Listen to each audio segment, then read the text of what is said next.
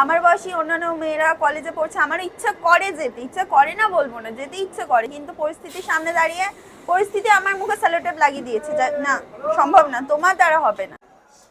পায়েল, তোমার বয়স কত? 21 বছর।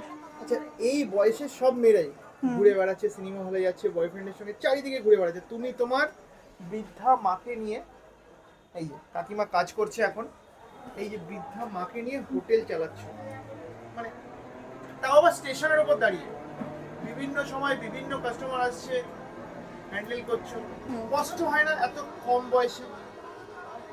কষ্ট তো হয়। এই যে আজকে পুড়ে যাওয়া দাগ, হয়তো ক্যামেরাতে খুব একটা ভালো দেখা যাচ্ছে না, কিন্তু আমি ফিল করছি যে কেমন লাগছে।